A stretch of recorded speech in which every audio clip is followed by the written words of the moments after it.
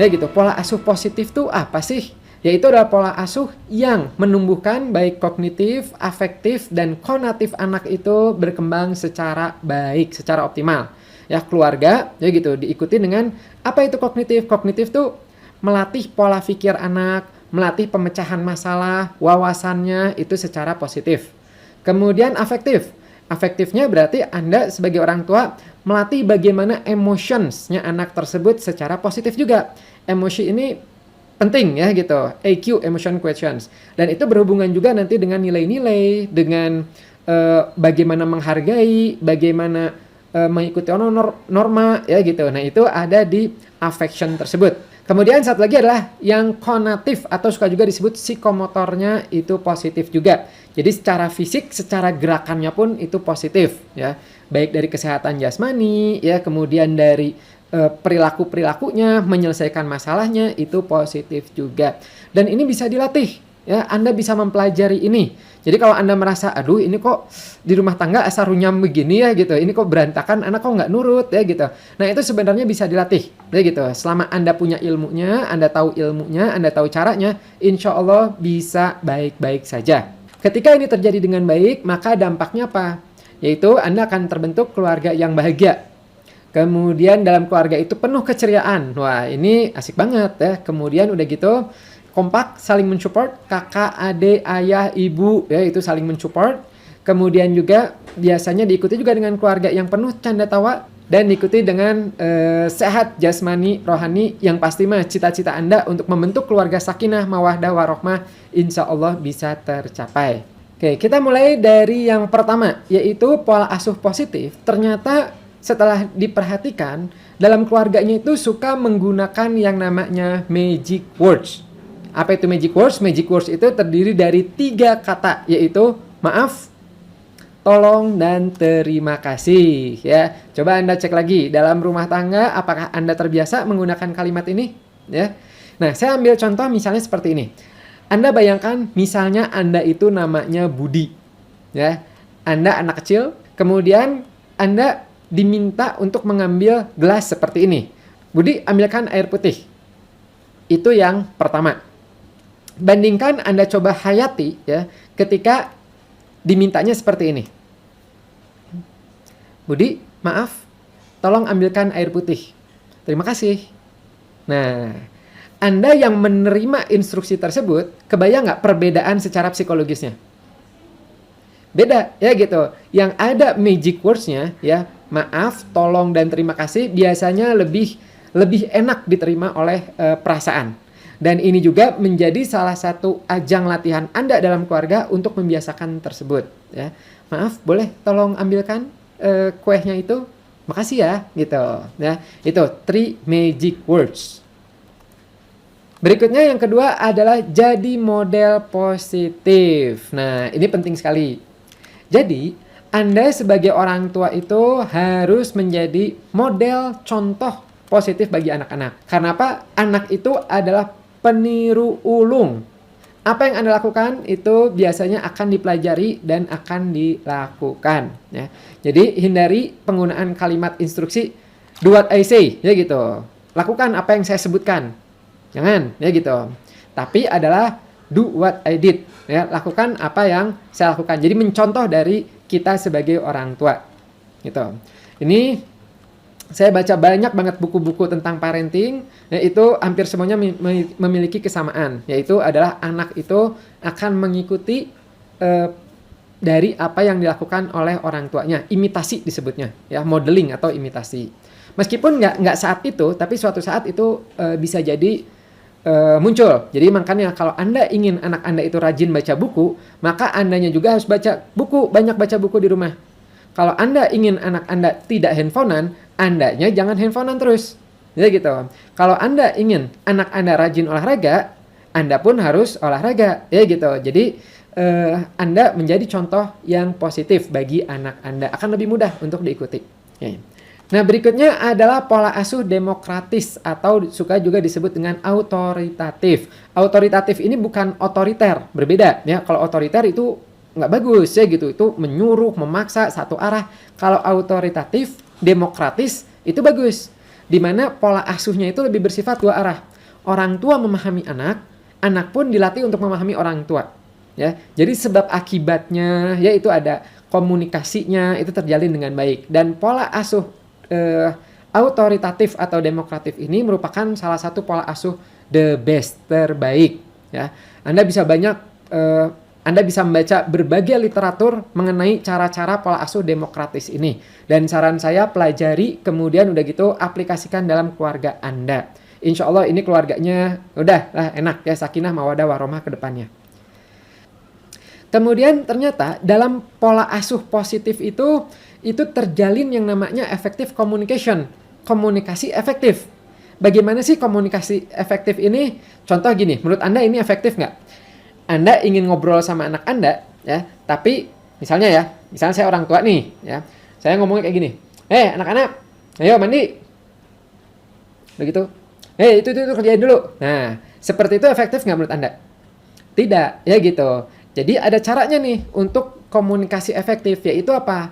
Ketika Anda mau komunikasi pada anak Anda, itu pertama usahakan dapatkan perhatian anaknya dulu, ya. Ayo anak-anak, Abi, Ayah, Ibu mau bicara dulu. Coba perhatikan dulu sini sebentar. Oke, gitu ya. Jadi pertama adalah memfokuskan anaknya dulu pada Anda. Ya. Kemudian setelah itu baru usahakan berkomunikasi kalau bisa ya dengan posisi tubuh sejajar dengan anak atau diikuti dengan kontak mata. Jadi kalau bisa ya gitu. Misalnya anaknya lagi duduk ya gitu, kita ikutan duduk, atau anaknya berdiri karena pendek ya gitu, masih kecil, kitanya ikut duduk juga, atau anaknya digendong ya gitu. Nih, ayah mau memberi misalnya memberi norma-norma misalnya. Jangan lupa kalau abis ini lakukan ini gitu. Nah, itu adalah contoh yang bagus. Jadi kita tatap matanya. Tapi bukan melotot ya gitu, bukan nyeremin gitu enggak gitu. Pokoknya terjadi kontak matanya. Kemudian usahakan juga Anda jelas dalam bicara. Clean and clear. Jelas komunikasinya, apa yang mau disampaikan, jangan berbelit-belit ya. Jangan nggak jelas. Nah, itu nggak bagus ya gitu. Yang bagus adalah yang jelas. Nah, ini berkaitan komunikasi, saya nanti ada videonya yang khusus untuk pola komunikasi yang jelas itu seperti apa dan contoh-contohnya. Nanti Anda tonton ya. Nanti videonya akan dibikin. Ya udah masuk dalam list. Berikutnya, gunakan kata-kata positif untuk mendukung anak. Jadi maksudnya kalau bisa Anda gunakan kalimat positifnya dibandingkan negatif. Contoh gini ya. Ayo mandi supaya bersih dan harum. Itu lebih bagus dibandingkan ayo mandi supaya tidak kotor dan bau. Nah, itu negatif ya gitu. Contoh lagi misalnya, ayo belajar supaya pintar. Itu bagus, positif dibandingkan ayo belajar supaya tidak bodoh. Nah, nanti nggak naik kelas. Nah, itu adalah kalimat-kalimat yang negatif. Usahakan sebanyak mungkin ambil sisi positif dari suatu kejadian, ya. Nah, kemudian berikutnya menjaga komunikasi dengan latihan mendengarkan secara efektif. Bagaimana mendengarkan? Nah, ini adalah materi berikutnya, yaitu belajar mendengarkan secara efektif. Ternyata untuk mendengarkan pun itu ada tekniknya, nggak sembarangan mendengarkan. Anda bayangkan aja kalau misalnya Anda ngomong, ya gitu, kemudian misalnya Anda istri nih, suami Anda itu yang ngedengerin, tapi sambil melakukan sesuatu, kan sama aja itu Andanya jadi gregetan, betul nggak? Ya. Nah, mendengarkan ini ada caranya, ya supaya merasa dihargai. Yaitu bagaimana? Nah, cara mendengarkan yang efektif itu yang pertama adalah tidak memotong saat anak bicara. Jadi ketika anak lagi cerita, memang ceritanya kadang-kadang suka semangat gitu ya, suka waduh gimana gitu. Nah, usahakan tidak memotong. Kecuali kalau kepanjangan banget, boleh kita kasih tanda-tanda ya gitu. Atau kalau enggak yang kedua, yaitu adalah kasih feedback, kasih perhatian, kemudian kasih gumaman-gumaman. Oh, wah seru ya. Wah gitu, ya gitu. Kemudian kalau kepanjangan ya Anda bisa, sebentar, ini masih panjang nggak nih gitu. Ya supaya dia tahu bahwa kita itu mau ada acara lagi misalnya gitu. Biar dia kasih tahu nanti, biar dia tahu juga nanti enggak ini sedikit lagi mah ceritanya gitu. Oh ya sok gitu. Nah, itu boleh ya. Yang jangan adalah langsung mengcutnya. Nah, kalau bisa juga Anda memberi feedback juga secara positif. Makasih ya udah cerita ke Abi. Makasih ya udah cerita ke Uma gitu ya. Nah, ini adalah cara untuk mendengarkan secara positif.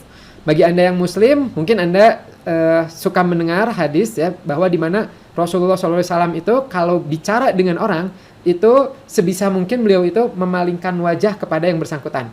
Kalau bisa tubuhnya juga itu hadapkan dengan yang bersangkutan. Karena apa? Salah satu bentuk menghormati orang yang mengajaknya bicara tersebut gitu. Nah, ini bisa Anda tiru ya, karena itu maknanya dampaknya positif.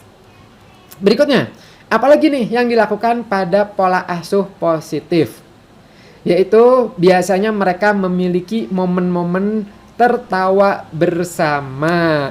Ini penting banget dan ini perlu dilatih. Nggak semua orang itu bisa tertawa dengan mudah, betul nggak? Ya, ada yang memang desain mukanya itu kayaknya jutek ya, kayaknya serius. Tapi ketika dilatih untuk tertawa itu ternyata bisa saja dilakukan. Nah, manfaat tertawa dalam keluarga ini banyak banget ya. Bisa menjadi momen positif, bisa bondingnya semakin terikat, emosi hangatnya terbentuk, kemudian juga semakin sehat. Ini banyak banget manfaat dari tertawa bersama keluarga. Usahakan sebanyak mungkin, selama batasnya proporsional, ya nggak tiba-tiba ketawa sendiri, nggak ya gitu. Maksudnya ada momen-momen di mana Anda terlibat dengan anak ya, dan keluarga, istri misalnya, suami itu untuk tertawa. Beruntunglah bagi Anda yang memiliki pasangan, misalnya Anda suami ya gitu, yang punya istrinya itu suka tertawa. Ya, itu biasanya lebih positif dibandingkan yang suka cemberut. Nah, yang cemberut latihan untuk tawa ya. Begitu juga yang punya anak yang suka tertawa ya, itu biasanya nyenengin ya gitu, mendengar suara anak tertawa itu biasanya aduh ya gitu, itu bahagia gitu. Nah, Anda pun bisa melibatkan diri dalam aktivitas-aktivitas bersama anak. Ini mumpung momen ini itu kan lagi periode lockdown ya saat ini nih. Nah, itu kan salah satu hikmah positifnya adalah Anda bisa berkumpul bersama keluarga, anak-anak, dan manfaatkan untuk mengisi waktu bersama-sama. Ya, kasih aja main lomba-lombaan ya gitu, lomba yang nanti ketawa-ketawa di situ. Sedikit bocoran, kalau saya sama istri saya, alhamdulillah istri saya itu suka ketawa ya gitu, jadi seneng ya gitu.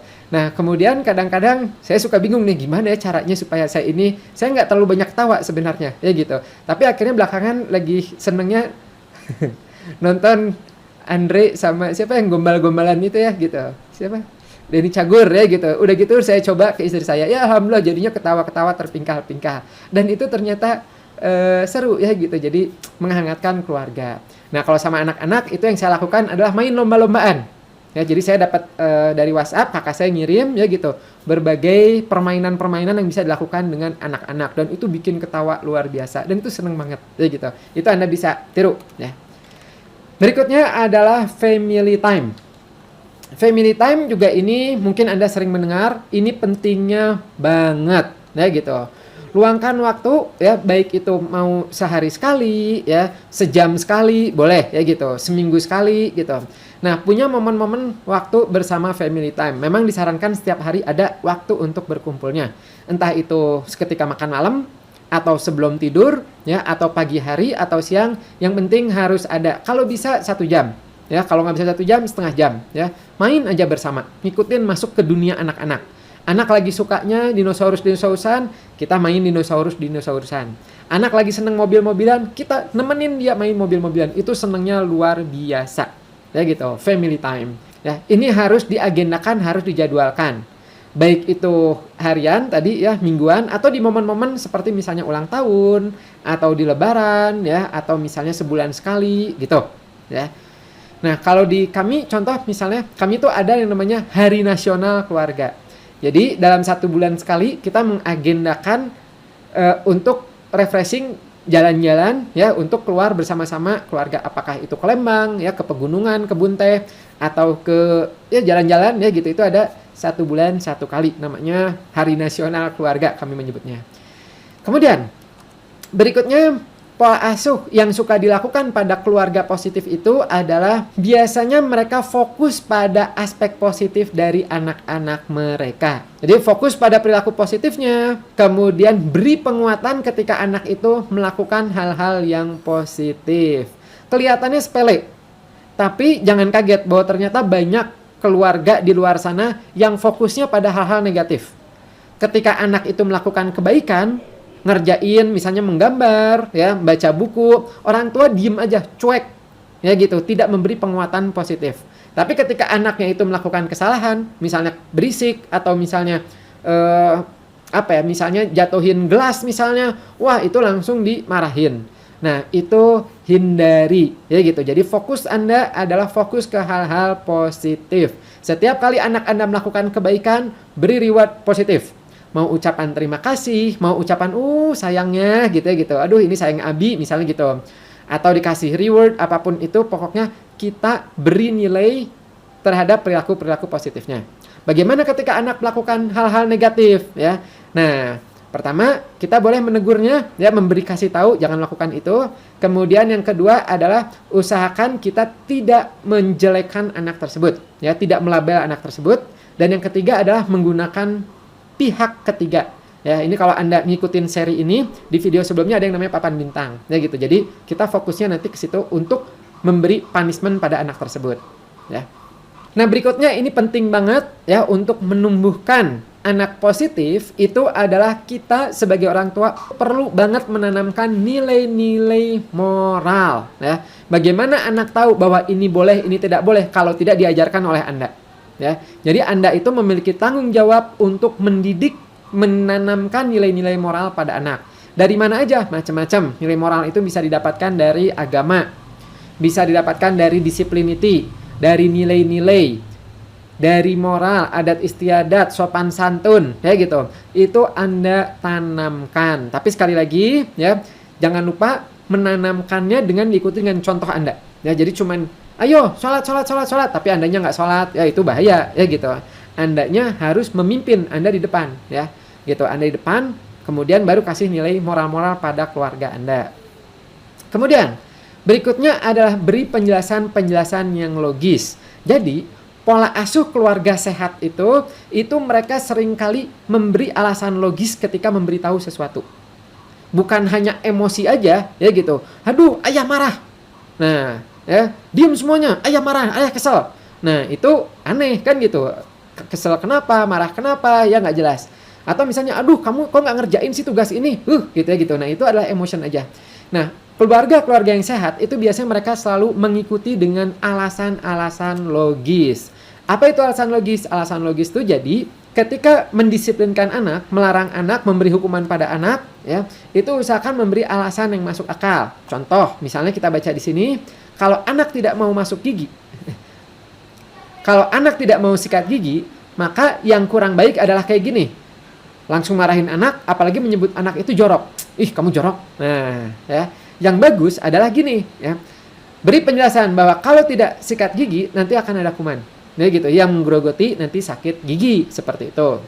Contoh lagi, kalau anak tidak mau mengerjakan PR, nah, cara logisnya itu adalah beri penjelasan. Ayo, nanti kalau misalnya tidak mengerjakan PR, nanti bingung sendiri loh, sementara teman-teman yang lain itu sudah mengerjakan, ya. Nah, kalau Anda bisa ngerjain sekarang, enak. Nanti Anda bisa mengerjakan aktivitas lain, misalnya main game misalnya, ya, atau menggambar dan sebagainya. Itu. Ya, jadi beri alasan-alasan logis. Berikutnya adalah Anda sebagai orang tua, menurut saya ini penting banget Anda kuasain tentang tahapan perkembangan anak. Anda harus mengetahui kapan anak ini itu saatnya bisa diarahkan. Kapan anak ini udah bisa dikasih delegasi tanggung jawab. Kapan anak ini ngerti apa yang Anda sebutkan. Itu dipelajari yang namanya di teori perkembangan psikologis anak. Nah, tahap-tahap perkembangannya ada banyak, ya. Ini dikelompokkan ke dalam 4 yang biasanya dipelajari, yaitu aspek kognitif, kemampuan anak mencerna instruksi udah sampai mana nih, ya. Umur 2 tahun, umur 4 tahun, umur 6 tahun itu beda-beda kemampuan menyerapnya. Jadi kalau Anda menggunakan instruksi untuk anak 6 tahun, padahal anak Anda masih 2 tahun, jangan kaget kalau misalnya nggak bisa-bisa diikutin. Ya. Kemudian aspek fisik atau motorik, ya. Anda harus mengetahui nih, anak segini 3 tahun, anak 5 tahun nih, kemampuan fisik motoriknya itu apa aja, ya. Apakah dia sudah bisa, misalnya kapan sih anak ini harusnya sudah bisa dia pakai baju sendiri, ya. Jangan sampai belum bisa tapi sudah dituntut untuk harus bisa, ya. Kemudian aspek bahasa, kapan sih anak ini tuh bisa memahami, ya gitu, dan kapan bisa mengkomunikasikan dia dengan Anda, ya gitu. Kemudian aspek sosio-emosional. Aspek sosio-emosional ini berarti adalah emosi dan sosial, ya, kapan anak ini sudah bisa bersosialisasi dengan baik gitu. Nah, itu bisa dilatih sejak dini pada anak tersebut sesuai dengan tahapan-tahapannya. Dan di sini ya, ini sebenarnya materi ini menurut saya cukup penting ya untuk mengetahui perkembangan anak. Nah, kalau Anda belum tahu atau Anda itu ingin tahu apa sih ya tentang materi ini, tulis aja di komen di bawah ya. Nah, Afif mau dong tentang aspek-aspek perkembangan anak itu apa aja. Nanti insya Allah kami susunkan materinya untuk Anda dalam bentuk video seperti ini ya. Biasanya banyak yang bilang dalam bentuk video lebih mudah katanya ya. Gitu. Ya udah, nanti kami bikinkan insya Allah dalam bentuk videonya. Kemudian berikutnya adalah ini juga menurut saya penting ya, untuk menumbuhkan empati ya, emotion pada anak, maka kita sebagai orang tua itu perlu juga sering-sering membahas tentang emosi itu sendiri ya. Tanyakan tentang perasaan anak Anda. Nah, ini kadang-kadang suka tidak disadari oleh orang tua ya. Jadi anak itu kita latih untuk menyadari bahwa itu ada unsur emosi dari setiap perilakunya ya. Nah, sehingga di sini kita bisa memperbanyak pertanyaan-pertanyaan berkaitan dengan perasaan. Contoh, misalnya, setelah habis nonton film bioskop, ya, kalau pertanyaan logis, ya, rasional, itu tanya gini, gimana tadi filmnya, rame nggak? Nah, itu masih termasuk logis, ya gitu. Tapi kalau emosi itu adalah gini, gimana tadi, seneng nggak nontonnya? Nah, seneng itu adalah pertanyaan-pertanyaan emosi, ya. Dan itu menurut saya perlu Anda latih dalam keluarga, dalam anak Anda, ya gitu. Seperti misalnya, gimana tadi sekolahnya, gitu, seneng nggak, gitu, ya ketemu temen, gitu, main apa aja, gitu, ya. Jadi pertanyaan-pertanyaan seneng, happiness, nah itu perlu ditanyakan, ya. Oke, nah ini ada tambahan ya sebelum ditutup. Ini ada contoh-contoh kalimat-kalimat yang bisa Anda pakai dalam rumah tangga, ya, untuk anak. Contoh, misalnya, Anda ya orang tua bilang, ibu dan ayah menyayangimu ya gitu. Itu anak tuh seneng ya. Kemudian berikutnya, apa kabar? Aduh, ayah nih kangen banget sama kamu ya gitu. Itu bisa ya. Kemudian nah, menggali supaya anak itu cerita ya gitu. Gimana tadi sekolahnya gitu. Ya coba ceritain sama ayah sama ibu ya. Kemudian berikutnya ucapan terima kasih. Terima kasih ya. Tadi udah bantuin ibu naruh piring di tempat cuci piring gitu ya. Jadi ini magic words ya, tadi diaplikasikan di sini. Kemudian misalnya Anda ngelihat anak Anda itu cemberut ya gitu. Nah, ini bisa juga diajak untuk menceritakan. Coba-coba kok wajahnya cemberut, coba yuk cerita yuk ada apa sih gitu ya. Sehingga anak itu terbiasa untuk cerita mengungkapkan emosinya pada Anda. Berikutnya contoh lagi ya. Selamat ya, ayah dan ibu bangga kamu bisa menyelesaikan tugas-tugas ini dengan baik. Berikutnya, misalnya ketika kita orang tua melakukan kesalahan, misalnya tidak sengaja menjatuhkan mainan anak tersebut, ya anak Anda, maka Anda bisa minta maaf. Oh maaf ya maaf, aduh tadi ayah sama ibu nggak sengaja nih menjatuhkan ini, gitu. Ya, ucapan maaf itu perlu dilatih. Ya, bagaimana anak terbiasa mengungkapkan maaf kalau misalnya kitanya sendiri tidak memberi contoh itu. Ya. Berikutnya, boleh tolong bantu ayah dan ibu melakukan ini, misalnya gitu. Ya. Kemudian berikutnya lagi, nah kita pas lagi ngumpul sama anak kayak gitu, kita bisa bilang kakak dan adik ini adalah hadiah istimewa dari Tuhan ya, dari Allah untuk ayah dan ibu misalnya.